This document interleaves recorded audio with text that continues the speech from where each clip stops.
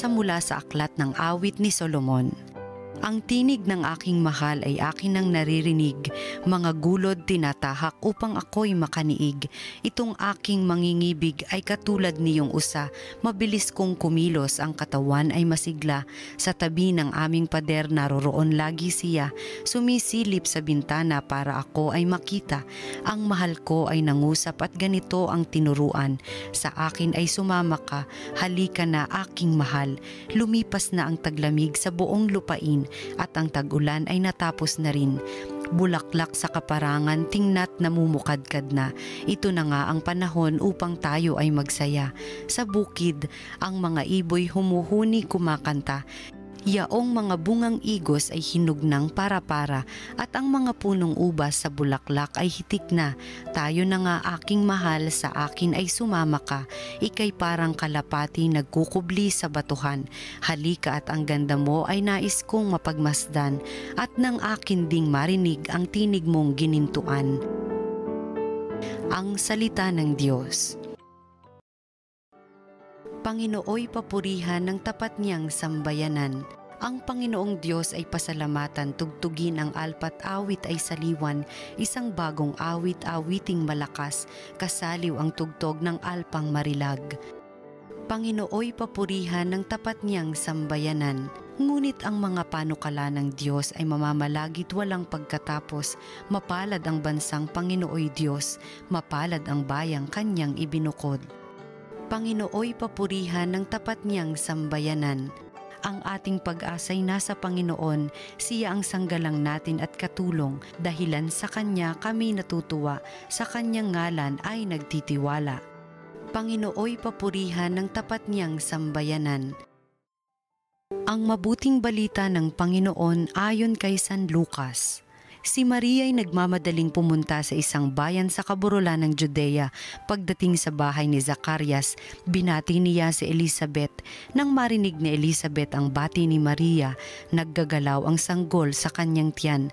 Napuspos ng Espiritu Santo si Elizabeth at buong galak niyang sinabi, "Bukod kang pinagpala sa babaing lahat, at pinagpala naman ang iyong dinadalang anak. Sino ako upang dalawin ang ina ng aking Panginoon?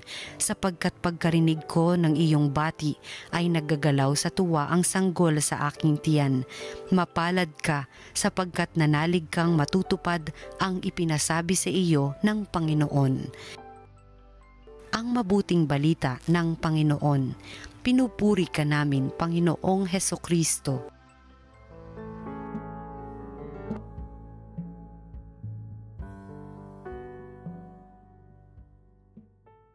Magandang araw po mga ginigiliw naming taga-subaybay. Tayo po ngayon ay nasa ika-21 na po ng Disyembre. 4 na araw na lamang ay ipagdiriwang na natin. Sabi nga nila, ang pinakamakulay, masayang araw ng taon, ang kapanganakan ng ating Panginoon. Kaya ngayon pa lamang ho ay ramdam na ho natin yung iba, yung pagod at puyat dahil sa mga nagsisimbang gabi. At pero yung tuwa, yung galak, yung excitement ay nandun na, hindi lang sa mga bata. Salamat po Panginoon, merong Pasko. Sapagkat ito ay yung kahit na sa maikling sandali lamang ay naiibsan. I hope and I pray, naiibsan ang lungkot ng maraming tao, ang pagod, ang pinagdadaan ng hirap ng maraming tao dahil sa biyaya ng Kapaskuhan. Hindi lang ito magic of Christmas, this is the grace of Christmas. Kaya nga ho, sana may mga bumabati na ho ng Merry Christmas kahit ng Adviento pa rin. Pero ilang araw na lang ho ay Christmas season na. Pero sa Pilipinas nga daw, di ba, ang haba, napakaaga at napakahaba ng ating pagbati ng Merry Christmas. Sana ho, wag mawala ito. Kahit hindi na bare months, yung pagbati ng Merry Christmas ay pagbati ng isang pag-asa, ng isang liwanag, ng isang ligaya. Ito ay isang pagbati na punong-puno ng pag-asa. Kahapon narinig ho natin sa ating ebanghelyo ang pagbati ng Anghel Gabriel kay Maria. Bukod kang, Aba, Ginoong Maria, pinagpala ka ng Panginoon. Ang pagbati na ito ay isang pagbati ng katuparan ng pangako ng Diyos na kaligtasan. At sa araw na ito, narinig naman natin, si Maria hindi na-contain, hindi niya sinarili ang kagalakan ng biyayang tinanggap niya na maging ina ng ating kaligtasan. Kaya siya ay nagtungo sa kanyang pinsang si Elizabeth, na nagdadalang tao rin nung panahon na iyon. Ano ang sabi ni Elizabeth? Aba, malayo ka pa lamang, ay naggagalaw na sa tuwa ang sanggol sa aking sinapupunan. At ang bati ni Elizabeth, bukod kang pinagpala sa babaeng lahat. Ito ay pagbati ng kaligayahan. Kumbaga sa panahon natin ngayon, alam mo, I am happy for you. Kailan yon? Kailan ka bumati ng isang kaligayahan, kagalakan, paghanga, kakontentuhan para sa ibang tao? I am happy for you.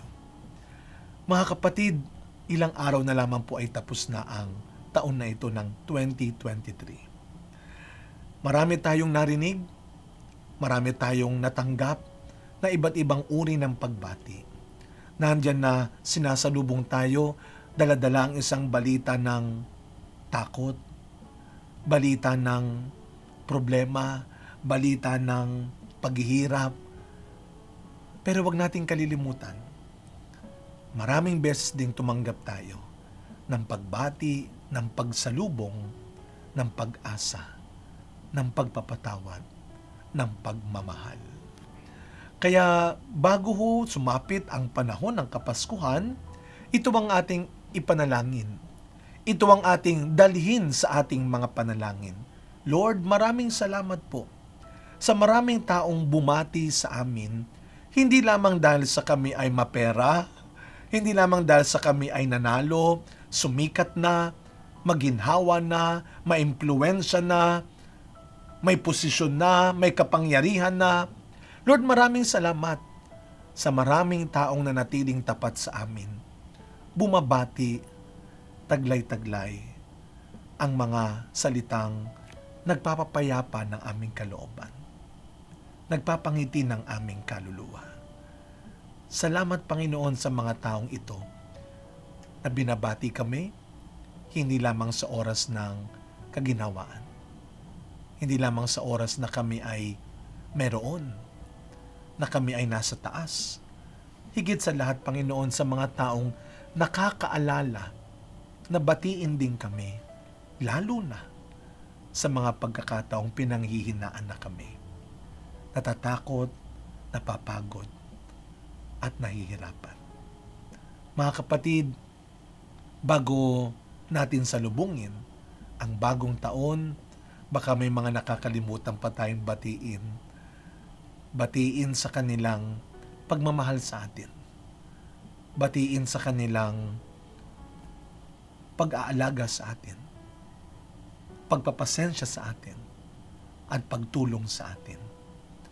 Sa araw na ito, sama-sama nating salubungin ng may pagbati ng pasasalamat ang papalapit na Kapaskuhan at ang bagong taon na darating. Samahan niyo po ako sa isang maikling panalangin. Sa ngalan ng Ama, ng Anak at ng Espiritu Santo. Amen.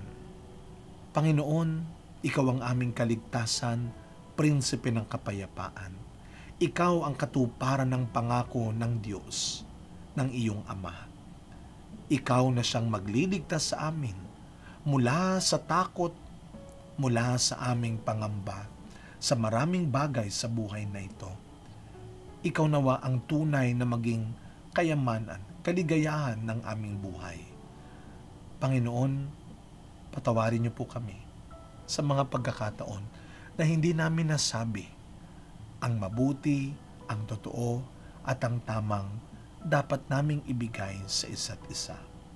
Salamat, Panginoon, sa mga taong nakakaalala sa amin sa hirap at ginhawa, sa dusa at saya. Panginoon, binabati namin ang iyong pagdating, ang iyong pagsilang. Sinasalubong namin ng may pag-asa, ng may kagalakan ang iyong pagsilang sa puso, sa tahanan ng bawat isa. Maraming salamat, Panginoon.